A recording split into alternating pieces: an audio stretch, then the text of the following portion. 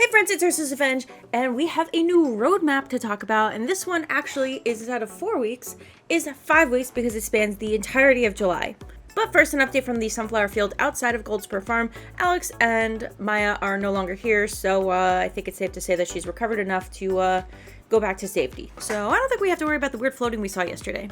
Okay, so let's go week by week.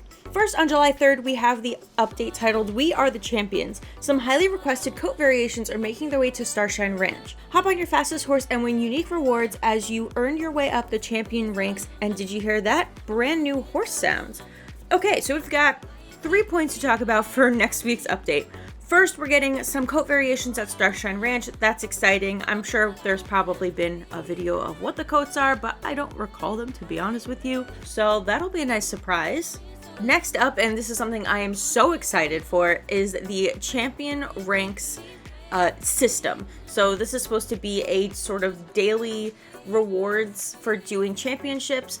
Without getting too far into the specifics before the update even comes out, the way that you earn rewards is based off of where you place in the championship. But the rewards don't just go to first, second, and third as that tier like you would get the medals.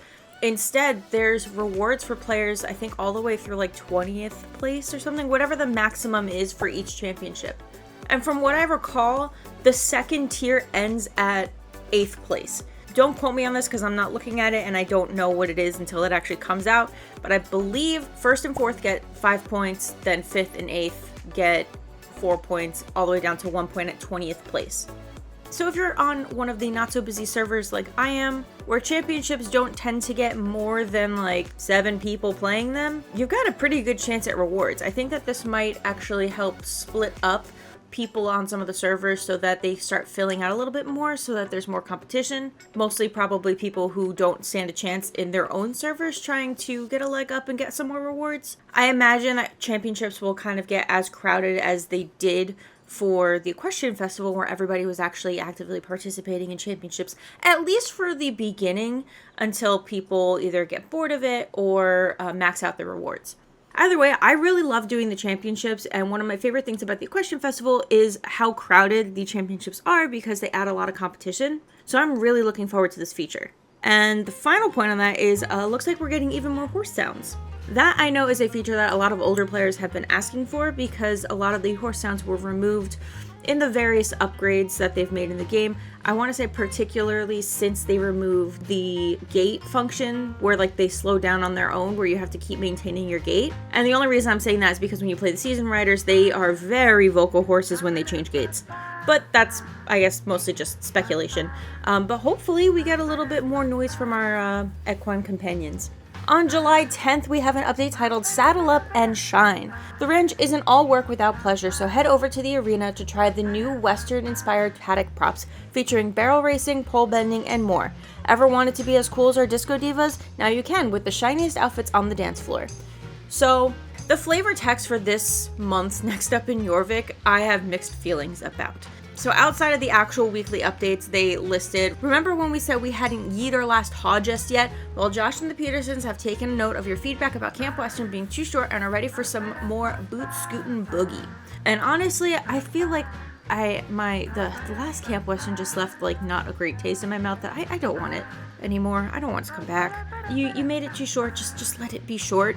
But the other thing is that the things that they're talking about that are like, oh, Camp Western 2.0 to continue it through the summer aren't even event exclusive stuff. And there's going to be another one that it's going to solidify my point here. But that was kind of the problem with Camp Western to begin with. Clothing and the wolves and finding the horses and renegade chests. That is all Camp Western added. Everything else was permanent, like all of the new races and, well, mostly just the new races. Oh, and half of the outfits were also permanent, now that I think about it. So half of what they added for Camp Western was permanent. They're adding more permanent features and just saying, oh, it's Camp Western 2.0. Like, no, just do event exclusive stuff if you want to do event exclusive stuff. Otherwise, don't call it an event. Don't reference it as an event. Just say, hey, we're expanding Starshine Ranch. That's it. So to break that down, Starshine Ranch is getting some Western-inspired paddock props, and it looks like some more Western-style clothing will be coming out. I don't know if it's going to be inspired by the Disco Diva event that they did on Instagram, or if it's just going to be a little bit flashier, or maybe it's just the outfits that they didn't release that were earlier teased. Who's to say? We'll find out on the 10th. Week 3's update on July 17th is titled Thunderbolts and Lightning. Mysterious dolls have started appearing all over Jorvik, and Seve has an idea who might be behind the mysterious occurrence. Prepare yourselves as a sense of looming danger draws near. We're getting another story quest, people, and I am so excited. We didn't even have to wait, what, 2 weeks? 3 weeks? 3 weeks! 3 weeks and we get another story quest. We get a continuation of where we left off because, like, we all agree that was a little abrupt. But we're getting a continuation so soon. I'm assuming there's going to be a way for us to teleport to where we left off, especially since Star Stable's social media team confirmed that it was okay to call for trailer from where we left off. But to that point, I think that if you are a newer player and you're finally getting to these sequence of quests when they're not live, the sequencing might make a little bit more sense. But yeah, I'm cool with this. A lot of people were upset that the quest was so short. I really don't think it was that short. Plus, it doesn't matter the length. The revelations that happened in the quest were just so good. It left us wanting more, and I think that's the point. And it's also great that we're getting not 1, but 2 more story quests. I haven't even gotten there yet. We're getting 2 this month. Well, you know what I mean, next month. But not quite yet, because on July 24th, we have an update titled Work and Play, which brings us back to Starshine Ranch, begrudgingly.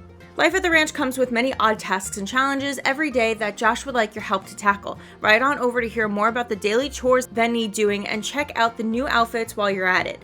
The ferry can only transport so many horses to one trip, meaning that a second group of coat variations is docking, headed for Starshine Ranch. Race to be the first to welcome them. Okay, so this is the continuation of my point. The other thing that Camp Western added that was unique to Camp Western was the daily chore board. And it looks like we're getting a daily chore board permanently to the game. So that's another feature that was exclusive to Camp Western that is getting taken off that list and put onto the permanent list, meaning that Camp Western, as it was last year and this year, is just a repeat of stuff that already exists in the game. And that was the problem with Camp Western the second time, was because a lot of the features that were unique for the first time we had Camp Western wound up coming permanently to the game and were no longer unique features for Camp Western. And while my point still stands in the what's wrong with events videos that I did, I don't think that they should really be focusing on events. They should not focus on revamping Camp Western unless it's already on their list for next year. They should just focus on the rest of the game and give events a break. I feel like the Camp Western event is dead at this point because all of the unique features, save for the Renegades and finding the horses and the wolves, those are the only 3 things now that are unique to Camp Western. But who's to say they couldn't just be permanent and they do something else with Camp Western or the summer event in general? I have no idea. I think some weird decisions have been made with the summer events, and I'm not sure where they're going with it. But at this point, I just don't even care anymore, and I just want the rest of the focus of the game. I'm just over it, basically. Like, legitimately, I think that this summer has affected my view of Starshine Ranch. I no longer like going there. I haven't done Mary's Animals quests in weeks, but what I do like is what is coming the last week of July. On July 31st, we have an update titled Very, Very Frightening, which goes along with Thunderbolts and Lightning. It's time to get back to training with lightning speed in order to prepare for what's coming. Are you brave enough to take on the challenge? Actually, now that I think about it, maybe that's not another story quest. You know what? I don't know. So the picture that they show in the next up in Jorvik is Devil's Gap.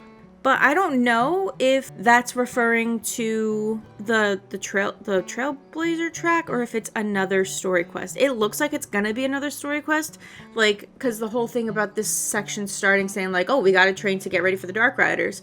Like, training is our priority right now. So it seems like we might be doing some training for the next story quest. I don't know if it's going to be sort of like reputation-based training, kind of like the Druid Paddock with Rhiannon. I don't know. We'll have to wait a whole month to find out. But either way, I'm excited if it's a story quest. I'm excited if it's a new daily thing to do. No matter what, I'm winning. So that is all very exciting. I am so excited for the weeks to come, except for those 2 Starshine Ranch ones, but that's neither here nor there. I am excited for the coat variations because we are getting 2 weeks of multiple coat variations. So we're getting 2 batches of more horse coats. So yeah, which updates are you most excited for? Like I said, I'm really excited for the championship one. I'm excited for more story quests. I'm excited for whatever the training one they're saying is, whether it's a story quest or another training path. I'm down for it. I'm happy. Just give me, like, I'm excited. I really do love where this story's going, and like I'm so excited about it. Like I have a second wind. I'm so excited about what's happening with the story, and I just can't wait to see it continue. And honestly, end. But there you have it. That is the next up in Jorvik for July. Let me know which update you are most excited for. Thank you so much for watching the video. If you enjoyed it, make sure to leave a like, subscribe, and turn on the notification bell so you never miss another video like this. I do try to cover every Wednesday update and more. And I will see you all in the next video. Bye!